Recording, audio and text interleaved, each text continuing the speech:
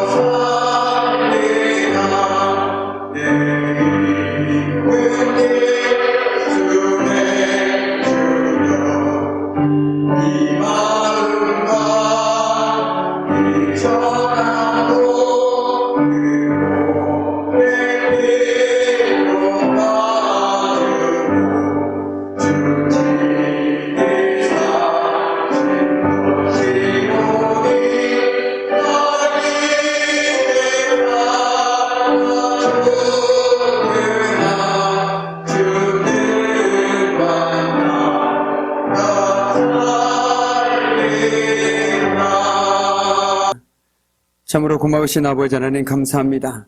오늘도 금요 구역연합 예배로 함께 모여 하나님의 귀한 말씀을 들을 수 있도록 하나님께서 모든 것들을 주관하여 주심에 감사드립니다. 오늘 하나님의 귀한 말씀이 선포되질 때에 성령 하나님께서 우리 마음 가운데 친히 함께 해주셔서 하나님의 말씀을 듣는 기쁨이 더욱더 차고 넘쳐나게 해주시고 무엇보다도 마음은 원이로되 또한 여러 가지 상황들로 인해서 육신이 연약하여 이 자리에 함께하지 못한 우리의 믿음의 권속들 가운데도 하나님께서 오늘도 은혜의 장중 가운데 붙들어 주옵소서. 모든 것 하나님께 온전히 의탁하오며 감사드리며 예수님의 이름으로 간절히 기도드립니다. 아멘. 할렐루야.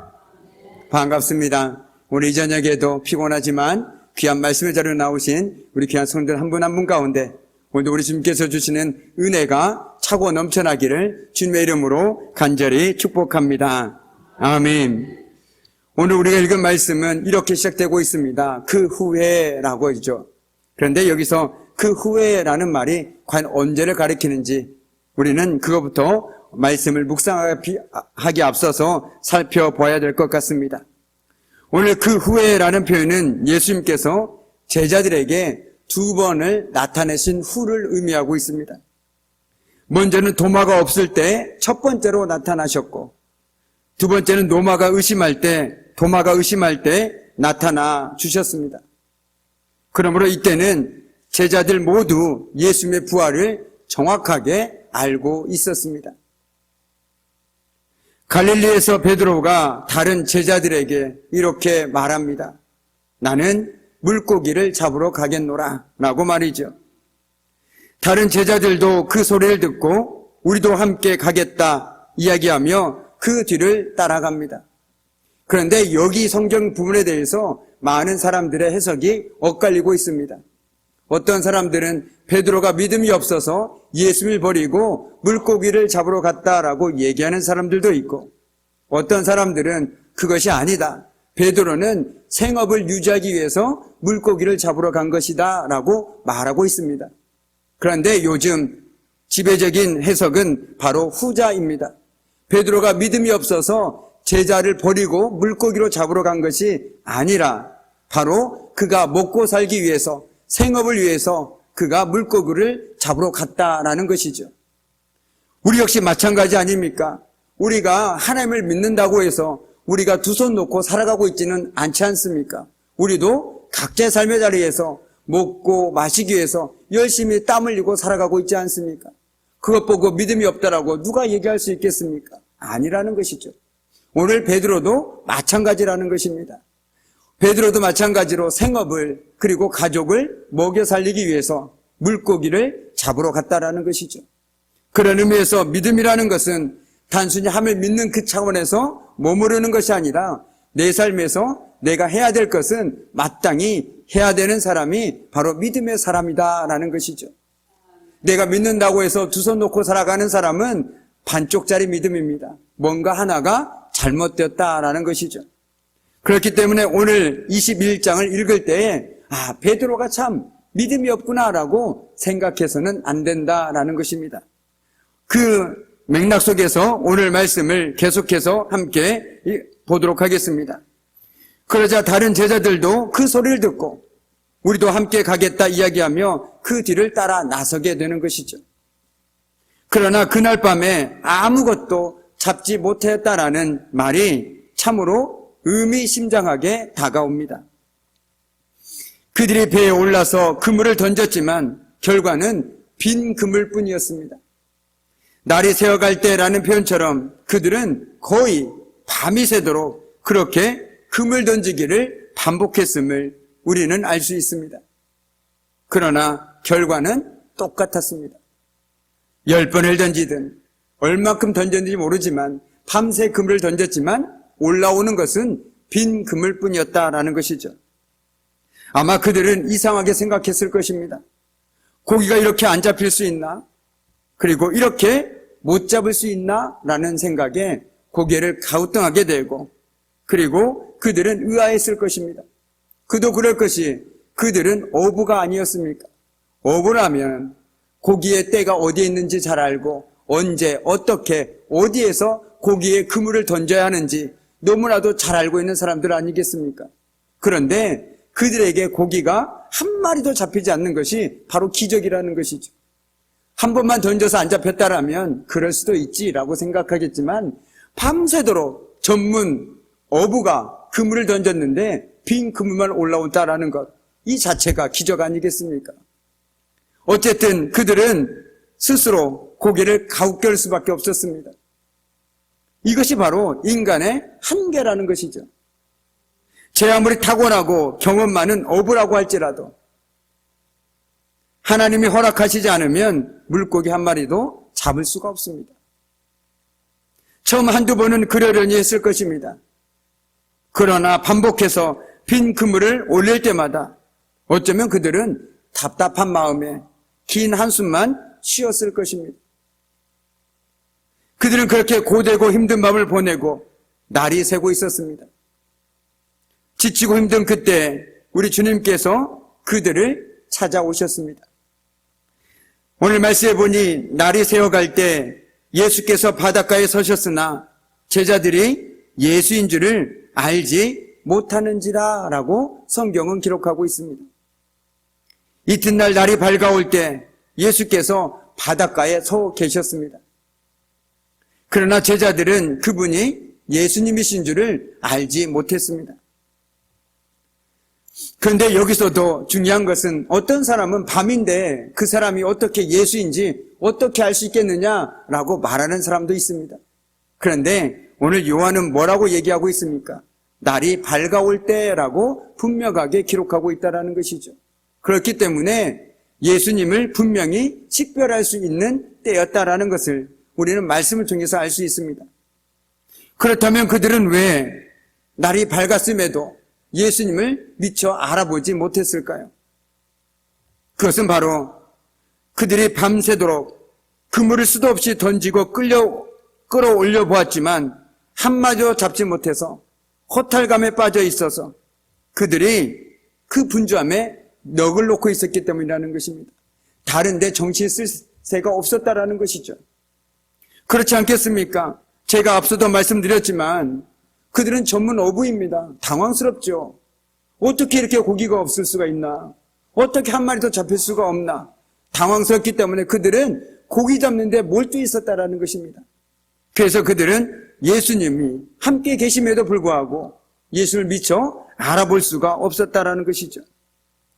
그러나 예수님께서는 그들이 한 마리도 잡지 못해서 허탈감에 빠져 있는 그 갈릴리 바닷가에 오래전부터 와서 계시면서 그들이 밤새 수고롭게 일하시는 것을 지켜보고 있었다라고 생각합니다.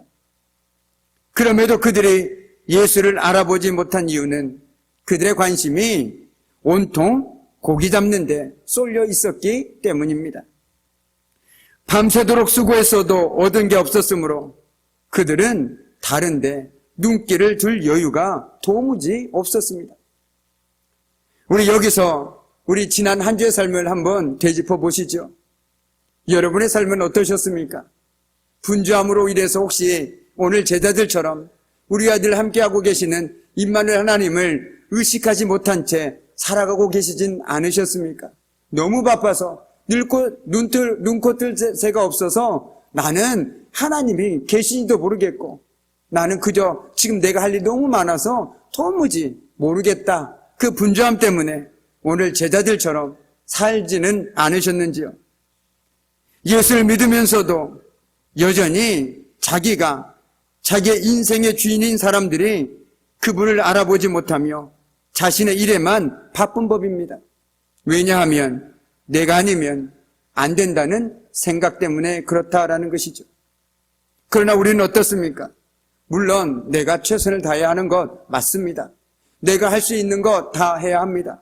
그러나 내가 아무리 피땀 흘린다고 해도 그 결과가 내 노력과 비례하지만은 않는다라는 것이죠. 우리가 새벽마다 고린도전서를 함께 나누고 있는데 거기서 사도 바울은 이렇게 얘기하고 있습니다. 바울도 아볼로도 물질고 심는 이지만 궁극적으로 자라게 하시는 분은 하나님이시다라고 말하고 있다라는 것입니다. 이것이 너무나도 중요하다라는 것입니다. 왜 그렇습니까? 이것을 깨닫게 되면요, 삶에서 우선순위가 바뀌게 된다라는 것이죠. 내가 열심히 노력해야 합니다. 그러나 그 열심히 노력보다 주님이 앞세울 수 없다라는 것이죠. 내가 그 무엇보다도 예배에, 기도에 다른 것을 앞세울 수 없는 이유가 바로 여기 있다라는 것입니다. 늘 분주하고 바빠서 주님께 내어드릴 시간도 마음의 여유도 없는 많은 분들이 계십니다. 그러나 우리는 반드시 기억해야만 합니다. 주의 이름을 부르는 성도가 자기만을 위해서 살고 또 자기의 일에만 분주하다면 그는 소망이 땅에 있는 사람입니다. 또한 아래 것만을 추구하는 사람이나 다름이 없다라는 것이죠. 적어도 진실한 성도는 자신의 몸과 인생의 주인이 누구인지를 알고 있습니다. 내 삶의 주인이 누구고 내 몸의 주인이 누구인지를 너무나도 분명하게 알고 있다는 것이죠. 이런 예가 어떨지 모르겠습니다. 저와 여러분 건강관리 열심히 하시죠. 나름대로 몸에 좋은 음식도 먹고 때로는 건강관리도 열심히 하실 거라고 생각되어집니다. 그러나 그런다라고 우리가 우리의 건강을 지킬 수 있나요? 아닙니다.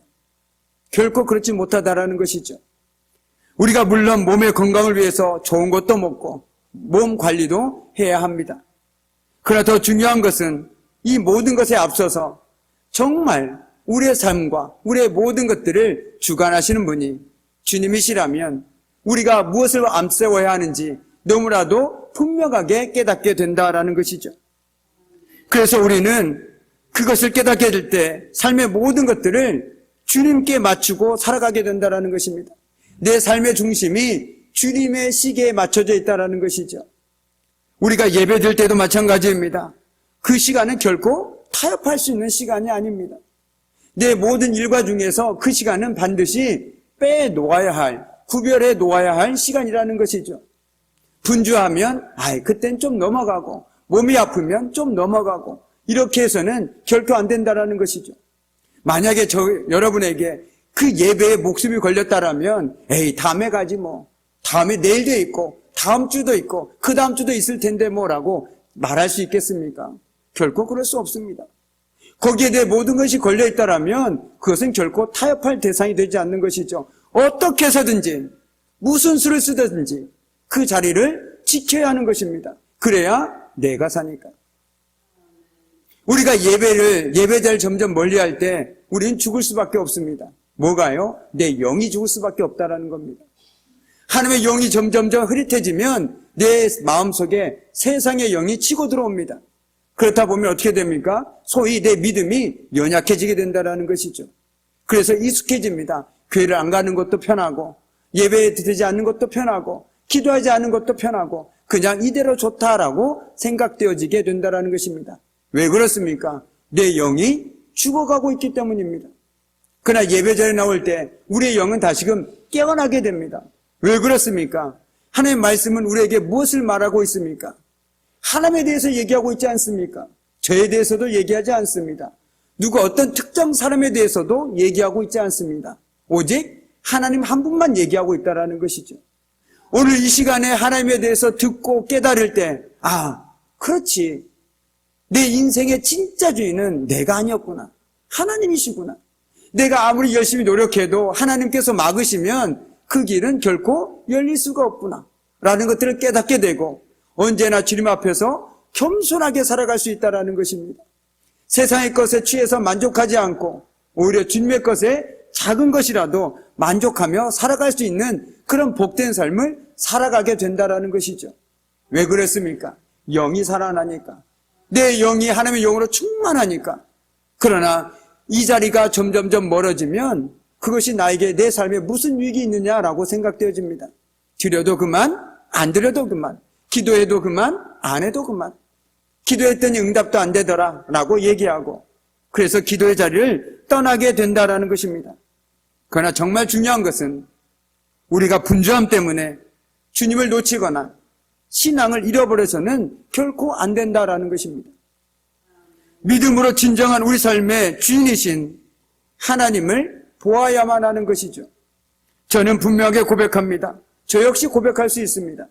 내 삶의 진정한 주인은 제가 아니라 하나님이심을 고백할 수 있습니다.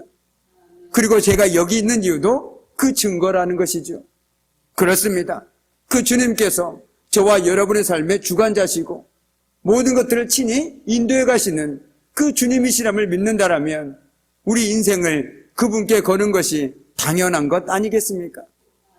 저와 여러분이 그 믿음의 고백으로 내 삶의 진정한 주인은 내가 아니라 하나님이심을 고백하면서 분주하더라도 결코 주님을 놓치거나 신앙을 잃지 않고 언제나 하나님의 은혜 가운데 살아가는 저와 여러분의 삶이 되기를 주님의 이름으로 간절히 축복합니다. 아멘. 오늘 예수께서 제자들에게 물으십니다. 얘들아, 너희에게 고기가 있느냐라고 묻습니다. 그러자 대답하되 없나이다 라고 제자들이 대답하죠. 예수님께서 그물을 배 오른편에 던지라, 그리하면 잡으리라 라고 말씀하십니다. 여러분 같으면 어떡하시겠습니까? 밤새도록 그물질을 쳤는데 한 마리도 잡지 못했는데 오른쪽에 던지라고 말씀하십니다. 어찌 믿져야 본전이니 한번 던져보자 라고 생각하실 수도 있고, 주님 이미 충분히 던져보았습니다. 그런데 던져보았어도 한 마리도 잡지 못했습니다 라고 말할 수 있는 분도 있을 것입니다. 그런데 이것을 저는 우리의 기도와도 연관지어 볼 수 있다고 생각되어집니다. 주님, 내가 그렇게 열심히 기도했는데도 응답이 없더이다 해도 그만이더이다 라고 생각했을 분들도 있을 것입니다. 그러나 어떤 분들은 주님, 내가 지금까지 그렇게 많이 기도했지만 내가 한 번 더 믿음으로 기도해 보겠습니다 라고 얘기할 수 있는 사람도 있겠다라는 것이죠. 우리 기도는요, 끝이 없습니다. 우리의 기도에는요, 기한이 없습니다. 우리의 기도는 오직 하나님의 때에 있습니다. 그렇기 때문에 저와 여러분은 기도할 때 결코 낙심할 이유가 없는 이유가 바로 여기에 있다라는 것이죠. 이에 그들이 주의 말씀대로 던졌더니 물고기가 많아서 그물을 들 수 없었다라고 오늘 성경은 기록하고 있습니다. 제자들이 그 말씀에 순종하여 그대로 했더니 무려 큰 물고기가, 작은 물고기도 아니고 큰 물고기가 정확히 153마리가 잡혔다라고 오늘 성경은 기록하고 있습니다. 그렇게 많은 고기를 잡았음에도 신기하게 그물은 찢어지지 않았습니다. 제자들의 입장에서 볼 때 그들이 밤새도록 빈 그물을 가지고 고생한 것은 나중에 주님을 만나고 나서 생각해 보니 결코 헛수고가 아니었습니다. 빈 그물이 있었기에 하나님의 기적을 그들은 체험할 수 있었습니다. 홍해가 앞을 가로막는 위기가 있었기에 이스라엘 백성은 바다가 갈라지는 경험을 할 수 있었고, 목이 타는 갈증을 경험했기에 큰 바위가 갈라지면서 생수가 솟는 놀라운 일을 볼 수가 있었습니다. 먹을 것이 없고 고생을 했기에 예수님을 따르던 무리가 떡 5덩이와 물고기 2마리로 5,000명을 먹이는 하나님의 전능하신 손길을 볼 수가 있었습니다.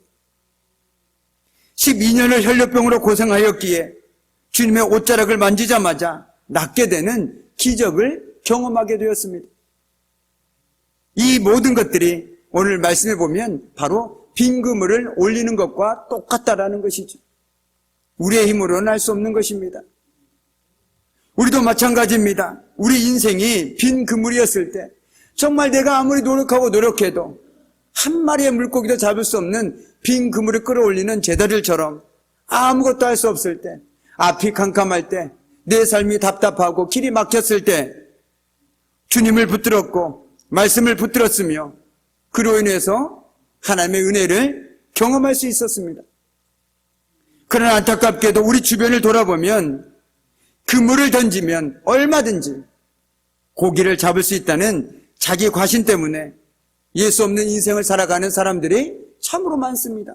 나는 말이야 언제든지 그물을 던지면 고기 잡을 수 있어 라고 말하면서 하나님 없이도 살아갈 수 있다라고 말하는 사람들이 우리 주변에 아직도 너무나도 많이 있다라는 것이죠. 예수님께서 살아계심을 안 믿으려 하고 신앙생활은 인생의 실패자들이나 매달리는 것이라고 판단하고 곁길로 가는 인생들이 너무나도 많이 있습니다. 예수를 왜 믿느냐고, 예수 믿어서 무슨 덕을 보냐고, 지금도 나는 충분히 내 힘으로 잘 살고 있다라고 말하는 사람들이 얼마나 많습니까? 그런데 고기를 잘 잡는 자기 능력을 너무 과신한 나머지 하나님을 우습게 여기고 자신만만하게 세상을 살다가 어느 날 갑자기, 참으로 어느 날 갑자기 모든 것을 잃어버리는 빈 그물의 인생을 경험하게 되는 사람들이 종종 있습니다.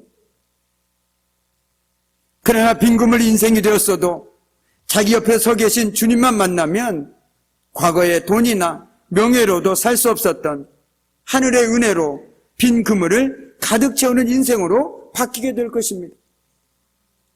내가 왕년에 말이야 참 잘 나갔는데, 내가 한때는 그래도 소위 어깨에 힘 좀 주고 다녔는데 라고 말했을지 모르지만 그 상황 가운데 주님을 만나면 그것들이 다 무용지물이고 오히려 지금이 좋다, 지금이 행복하다, 차라리 지금이 복된 인생이다 말할 수 있는 인생으로 변화되어지게 된다라는 것이죠.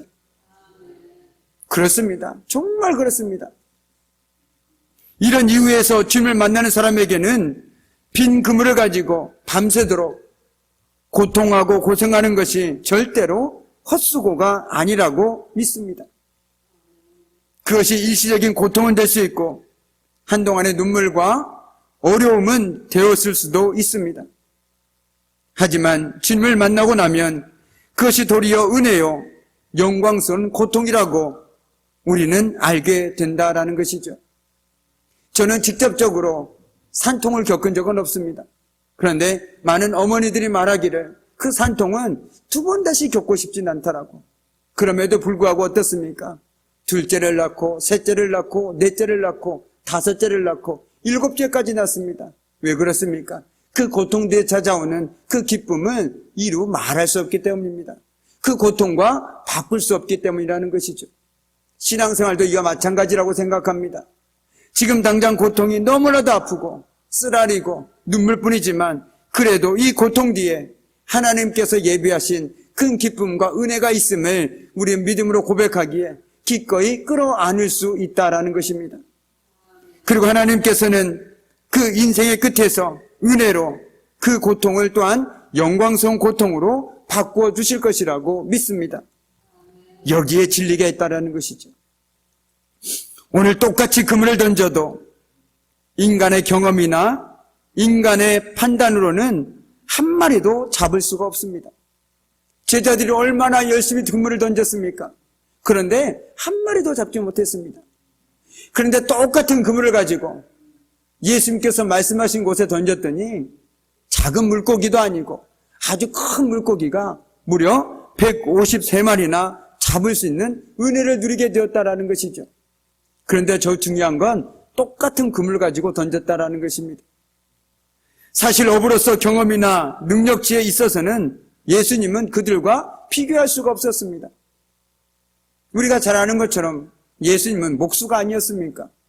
목수가 어부에게 이쪽으로 던져라, 저쪽으로 던져라. 이게 말이 되는 이야기입니까?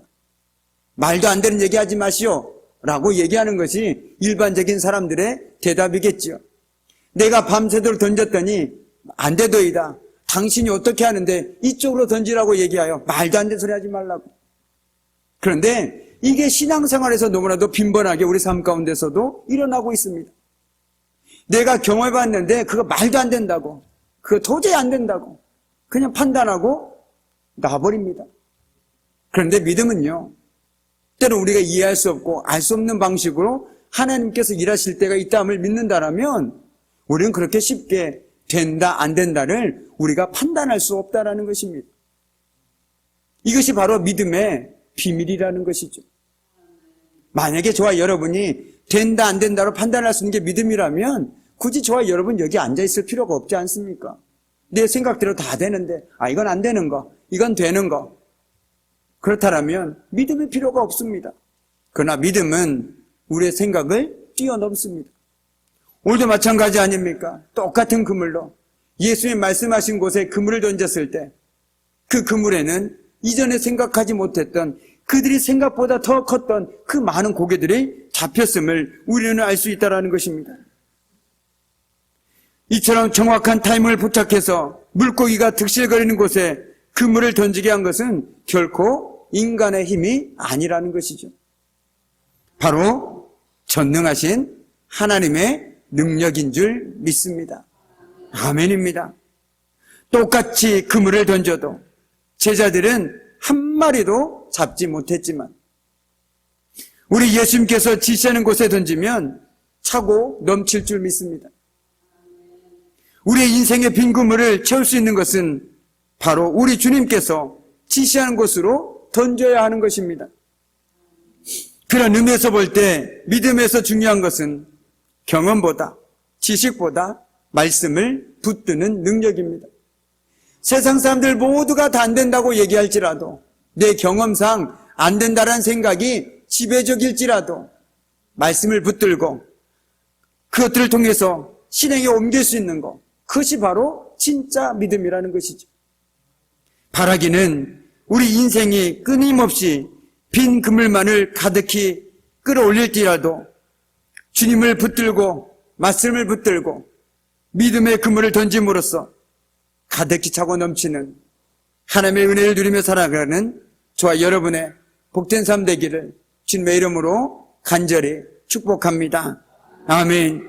기도하겠습니다. 참으로 고마우신 아버지 하나님, 우리 삶 가운데 때로는 우리의 의지와는 상관없이 빈 그물만을 끌어올릴 때가 있습니다. 아무리 노력해도 정말 되지 않을 때가 있습니다. 그러나 하나님께서 함께 하실 때, 하나님의 능력의 손길에 함께 할 때 그것은 아무 문제도 되지 않음을 우리는 또한 깨닫게 되어집니다.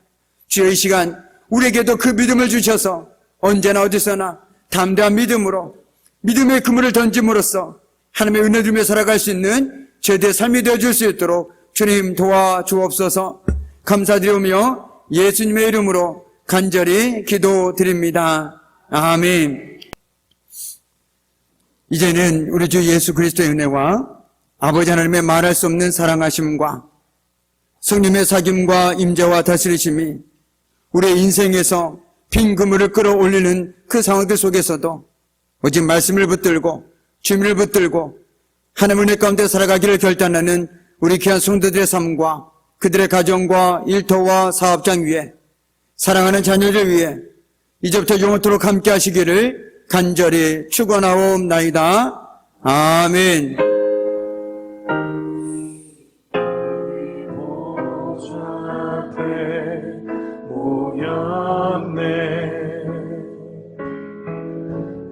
함께 주를 찬양